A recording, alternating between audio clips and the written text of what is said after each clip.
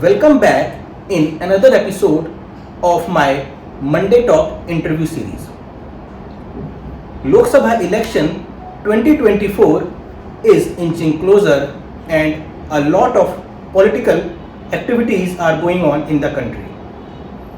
आज इन सारे मुद्दों पर बात करने के लिए मेरे साथ एक बार फिर से मौजूद हैं one of the most seasoned politicians of India, Mr.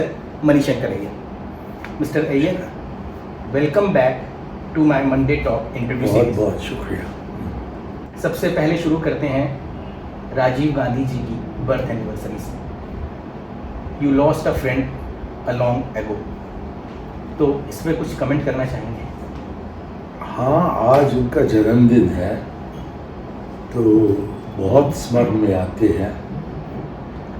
साथ साथ खुशी की बात है कि हम उनकी 69वीं जन्मदिन का जो एनिवर्सरी है उसको मना रहे हैं और दुख भी होता है कि वो हमारे बीच में मौजूद नहीं है। बहुत ही नेक आदमी थे, सैद्धांतिक, absolutely honest, no taint of corruption, और अपनी पॉलिटिक्स को उस सिद्धांतों पर आधारित करते थे। और शायद ये है कारण कि उनके चंद जो साथीगण थे उन्होंने द्रोह किया और उनके खिलाफ खड़े हुए और बीजेपी के साथ हाथ जोड़कर उनको 1989 में हराया। लेकिन मुझे लगता है कि सन 90 में वो वापस लौटने के पथ पर थे, जबकि उनका हत्या हुआ श्रीपेरुंबदूर में, जबकि वो मेरी कॉन्स्टिट्यूंसी की तरफ बढ़ रहे थे। मेरे लिए उनको प्रचार करना था अगले दिन और पहले दिन उनकी मौत हो गई। तो ये सारे सोच विचार, ये मेमोरीज मन में आते रहते हैं ऐसे दिन पर जबकि हम उनका जन्मदिन मना रहे हैं। मैं अपने व्यूअर्स को बताना चाहूँगा कि इससे पहले भी मैं मिस्टर मणिशंकर का एक इंटरव्यू ले चुका हूँ और इन पे एक ओपिनियटेड आर्टिकल्स भी लिख चुका हूँ। तो उसमें इन्होंने बहुत ही इन डेप्थ में अपनी फ्रेंडशिप के बारे में बताया है मिस्टर राजीव गांधी के साथ। तो मैं जब ये इंटरव्यू पब्लिश होगा तो मैं उसका भी लिंक आपको इसमें डाल के दूँगा, तो जो लोग पढ़ना चाहते हैं वो पढ़ सकते हैं। Anyways, let's come to the second question. Lok Sabha elections 2024 आ रहे हैं, क्या लगता है आपको क्या होगा? मेरे ख्याल में दोनों तरफ से तैयारी हो रही है। जो प्रधानमंत्री का भाषण रहा वो एक प्रधानमंत्री का भाषण नहीं था लाल किले से, वो तो एक उम्मीदवार का भाषण था। तो उन्होंने तो अब अपना शंख बजा दिया है और वो चुनाव का सामना करना शुरू चुके हैं। और जहाँ तक कि इंडिया अलायंस का सवाल है, इंडिया अलायंस तो गठित हो गई है बेंगलुरु में और अब चंद दिन में मुंबई में वो मिलने वाले हैं और तब हम देखेंगे कि आगे क्या होता है। लेकिन महाभारत की तैयारी हो रही है और कृष्ण और पांडव लोग हमारे तरफ। पिछले 9 साल में भारत में पॉलिटिकल एक्टिविटीज़ कैसी रही? कितना उन्नति हुई या नहीं हुई? बहुत ही अफसोसजनक, क्योंकि देश को बांटा जा रहा है, खास तौर पर धर्म के आधार पर, लेकिन उससे भी ज़्यादा भाषा के आधार पर, एथनिसिटी के आधार पर। जो एक एकता, जो एक भारत दिखता था हमें सन 2014 तक, आज हम पिछले 9 साल के तरफ देखें तो टुकड़ा टुकड़ा करवाने की कोशिश हो रही है। वो कहते हैं हमारे तरफ से और मैं कहता हूँ कि उनके तरफ से। और ये दिखता है जहाँ की लोग पीड़ित हैं और मोदी जी बस कहते रहते हैं कि हम एक महान देश है, कि हम विश्व गुरु हैं। ये सब एम्प्टी स्लोगन्स हैं, ये मैं कह सकता हूँ। जब मेरा मणिशंकर अय्यर जी का पहला इंटरव्यू था तो उन्होंने एक लाइन बोली थी कि Gandhi's have the quality of taking the toughest challenge. तो राहुल गांधी ने अपनी जब भारत जोड़ो यात्रा शुरू की तो यही चीज़ सबसे पहले मेरे दिमाग में आई। शुक्रिया जो आपने बोला था मुझे। तो मैं ये जानना चाहता हूँ कि आप राहुल गांधी की जो भारत जोड़ो यात्रा थी उसको आप कैसे देखते हैं? मुझको मौका मिला उस यात्रा में जुड़ने का पहले कन्याकुमारी में, जहाँ की इसकी शुरुआत हुई। उसके बाद मैं गया मलप्पुरम डिस्ट्रिक्ट केरल में, उसके बाद मैं गया इंदौर मध्य प्रदेश में, फिर मैं अलवर पहुंचा राजस्थान में, फिर मैं फरीदाबाद गया, और दिल्ली तो लाजमी है कि मैं था यहाँ, वो यहीं से गुजरे जी। और फिर मैं गया पंजाब पठानकोट, और फिर आगे जबकि वो जम्मू कश्मीर बढ़े थे तो तब मैं उनके साथ था। तो बहुत करीब से और अलग अलग स्थान पर उनको देखने का मौका मिला। और हालांकि मुझको याद नहीं है जो मैंने आपको कहा था जबकि हम पिछले बार मिले, शायद वही सोच मेरे मन में था कि चुनौती का सामना करने का धैर्य इन लोगों में है और वो अपने अपने अलग अलग तरीके से इस चुनौती को हाथ में उठाते हैं और उसका सामना करते हैं। क्या आपको लगता है कि is this the right time for Rahul Gandhi to be the prime minister of India? ये वो तय करेंगे, आप कैसे? मेरा यहाँ कहने से कुछ फायदा नहीं, तो इसलिए मैं नहीं कहूँगा। उन्होंने तय किया और हम जीते तो तब अवश्य वो बनेंगे प्रधानमंत्री। लेकिन उन्होंने कोई इशारा अब तक नहीं दिया है कि वो प्रधानमंत्री के पद के पीछे लगे हुए हैं। तो मैं कुछ नहीं कहना चाहता, जबकि मैं खुद जानता ही नहीं हूँ कि वो उम्मीदवार बनेंगे या नहीं बनेंगे। और मुझको नहीं लगता है कि हमारे पार्लियामेंट्री इलेक्शंस को एक प्रेसिडेंशियल इलेक्शन का रूप देना चाहिए। प्रेसिडेंशियल इलेक्शन में ये होता है कि बाइडेन एक तरफ, ट्रंप एक तरफ, लेकिन एक पार्लियामेंट्री इलेक्शन में हर एक क्षेत्र में तय किया जाता है कि कौन सी पार्टी के उम्मीदवार भेजे जाएंगे और अंत में ही पता लगता है कि किसके पास बहुमत है, और जिसके पास बहुमत है वो तय करते हैं कि उनके लीडर कौन है और उनको प्रधानमंत्री बना देते हैं। तो आज के दिन इस सवाल का जवाब देना मुझको लगता है कि आप बहुत ही जल्दपना में हैं। ओके। राहुल गांधी और प्रियंका गांधी दोनों पॉलिटिशियन, अपनी अपनी जगह दोनों बहुत ही अच्छे हैं। अगर मैं पूछूं कि मिस्टर अय्यर के कौन फेवरेट हैं दोनों में से? ना एक ना दूसरा। ओके। और अय्यर नहीं तय करेगा, ये तो हमारी पार्टी तय करेगी। तो इन दोनों में से जिनको भी वो चुनती है मेरी पार्टी, मैं उसको न केवल मानूंगा लेकिन जश्न मनाऊंगा। लोकसभा इलेक्शंस 2024 में क्या मिस्टर मणिशंकर अय्यर कोई रोल प्ले करेंगे किसी भी तरीके का? आप आज के दिन देखिए तो 10 साल के बाद मुझे सोनिया जी से मिलने का एक मौका मिला 2 हफ्ते पहले। राहुल जी से मिलना तो तकरीबन असंभव है। प्रियंका जी से एक बार मैं मिला कोई 5-6 साल पहले, उन्होंने बहुत प्यार मोहब्बत के साथ मेरा स्वागत किया, लेकिन उसके बाद उनसे मिलना असंभव हो गया है। तो मैं नहीं मैं जो भी रोल मुझको दिया जाए उसको मैं अदा करने के लिए तैयार हूँ, लेकिन मैं नहीं जानता हूँ कि मुझको कोई भी रोल दिया जाएगा या नहीं। तो इस परिस्थिति में मेरा कहना कि मैं तैयार हूँ, जबकि वो कहें कि हम तो उनको लेने को तैयार नहीं हैं, क्या फ़ायदा। तो इसलिए मैं इंतज़ार में हूँ। मैंने कह दिया उनसे कि बता दिया है, मतलब इशारा कर दिया कि मैं चुनाव में लड़ भी सकता हूँ यदि मुझको टिकट दिया जाए। और मैं तो चाहता हूँ कि तमिलनाडु में अपना जो क्षेत्र है जहाँ की मैं 7 चुनाव लड़ चुका हूँ, वो हमारे लिए वापस लाया जाए कांग्रेस के लिए और मुझको दिया जाए, तो मुझे कोई शक नहीं है कि मैं जीत जाऊँगा।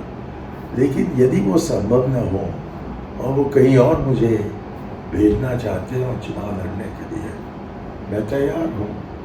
लेकिन मैं नहीं सब, मुझको कोई इशारा नहीं मिला है कि वो मुझे उम्मीदवार बनाने के लिए तैयार है। तो इसलिए इस पर सोचना या कुछ टिप्पणी देना मेरे ख्याल में गलत होगा, क्योंकि वो ही तय करेंगे कि मेरा क्या रोल होगा या मुझको कोई रोल भी होगा क्या। सन 2019 में तो मुझको कहीं भी नहीं भेजा, कुछ भी मुझसे नहीं पूछा, मेरा कोई रोल नहीं था। तो शायद सन 2024 में भी यही हालत रहेगी। तो वोट तो डालूंगा मैं कांग्रेस के लिए, जो भी कांग्रेस का उम्मीदवार हो। मैं नहीं समझता हूँ कि राहुल गांधी मयिलादुथुरई आएंगे वहाँ चुनाव लड़ने के लिए, तो उनके लिए तो नहीं वोट डाल सकता हूँ। जो भी कांग्रेस का हो या कांग्रेस जिसका समर्थन करता है, उसको मैं अपना वोट दूंगा। ये है मेरा रोल। मैं एक मतदाता, मैं कोई लीडर नहीं। लोकसभा इलेक्शन से थोड़ा हटते हैं। अभी इस समय अगर हम इंडिया की बात करें तो आपने तो बहुत लंबे समय से भारत में बहुत सी पॉलिटिकल एक्टिविटीज़ देखी, आपका बहुत एक्सपीरियंस रहा है। तो 3 बड़ी चुनौतियां इस समय इंडिया के सामने क्या हैं? सबसे पहले हमारी एकता को हमें बचा रखना है, जिसके लिए हमें अपनी विविधता जो कि अनेक प्रकार का है उसको सम्मान देना है। हम ये नहीं कह सकते हैं कि कोई एक हिस्सा हमारे समाज का वो ये नहीं खा सकता है या उससे नहीं शादी कर सकता है, या उन्होंने ऐसा किया तो हम उसको जान से मारेंगे, जो कि हो रहा है हमारे देश में। ये भी नहीं होना चाहिए। और ये मैं कह रहा हूँ बहुत ही सख्ती से, क्योंकि मैं तमिलनाडु का हूँ, कि जो प्रयास किया जाता है कि हिंदी को हम पर थोपे, वो उससे देश की एकता पर बहुत बड़ा खतरा है। हमारी एक संस्कृति नहीं है, अनेक संस्कृतियाँ हैं, अनेक भाषाएं हैं, अनेक नस्ल हैं, अनेक मज़हब हैं। तो सबको कदर देना, समान तरीके से उसको देखना, उसी आधार पर हम देश की एकता को हमने बनाया और ये तोड़ रहे हैं। तो भारत को जोड़ने की आवश्यकता है। सबसे बड़ा मुद्दा है भारत जोड़ो। दूसरी मुद्दा ये है कि फजूल के नारे को छोड़कर कि जीडीपी में हम दुनिया के 5वीं जगह पर हैं और 3री जगह पर पहुंचने वाले हैं, इसको छोड़कर सोच लो कि पर कैपिटा इनकम में, मतलब हर व्यक्ति का जो आमदनी है, उस लिहाज से आप देखें तो हम 100 से भी नीचे हैं। तो देश तो आगे बढ़ रहा है और उस देश के साथ अंबानी, अडानी और ऐसे पूंजीपति और उद्योगपति बढ़ रहे हैं आगे। लेकिन जो असमानता है हमारे देश में, वो तो बढ़ते जा रहा है। तो जहाँ तक कि शिक्षा का सवाल है, स्वास्थ्य का सवाल है, सफाई का सवाल है, हम बहुत ही पीछे हैं। यूएन ह्यूमन डेवलपमेंट इंडेक्स में हम तकरीबन 130 के पोजीशन में हुआ करते थे और आज भी वही हैं। तो ये कहकर अपने छाती को पीट कर क्या फायदा कि हमारा जीडीपी 5वें स्थान पर पहुंच गया है और अब आगे बढ़ेंगे 3रे स्थान पर। यदि हमारे देश के जो बाशिंदे हैं वो गरीबी में फंसे रहेंगे। लास्ट तीसरी कोई प्रॉब्लम? और तीसरी ये है कि विदेश नीति में हम अमेरिका के तरफ बहुत ही ज़्यादा जा चुके हैं। और हमें सावधान रहने की ज़रूरत है कि हम अमेरिका गुलाम का गुलाम न बने। तो ये क्वाड में आने से ही हमारे रिश्ते चीन के साथ इतने बुरे हो गए हैं। और हमें इसको समझने वाली चीज़ है कि चीन हमारे बगल में है, अमेरिका बहुत दूर है, और हमें अमेरिका की लड़ाई को लड़ने की कोई ज़रूरत नहीं है। हमें अपने ख़ास तौर पर हमारे जो हमारे करीब जो है, हमारे नेबर्स जो है, उनके साथ हमारे अच्छे रिश्ते होने चाहिए। लेकिन आप पाकिस्तान देखिए, अच्छी जहाँ की हम थे और जहाँ की हम पहुँच गए हैं, उसमें इतना अंतर है कि भारत को आप अपने आप विश्व गुरु कह सकते हो, लेकिन और कोई नहीं कह रहा है।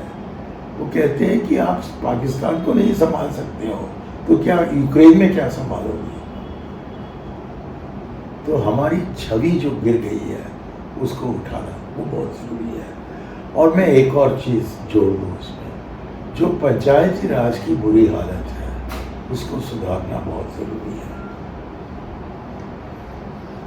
मेरा आपसे लास्ट सवाल, आपकी बुक आ रही है memoirs of a Maverick, memoirs of a Maverick, मतलब एक मनमौजी के संस्मरण।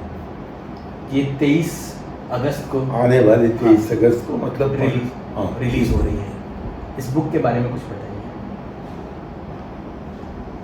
मैं तो समझता हूँ कि आत्मकथा लिखना एक बहुत घमंडी चीज़ है, और मेरा कोई इरादा कभी नहीं था कि मैं अपनी ज़िंदगी की कहानी बांधूं। लेकिन मेरे एक दोस्त हैं जो कि जगरनॉट के पब्लिशर हैं, उन्होंने बहुत दबाव लगाया कि आप लिखिए। मैंने कहा क्यों? उन्होंने कहा क्योंकि आपके लेख से लोगों को मज़ा आता है।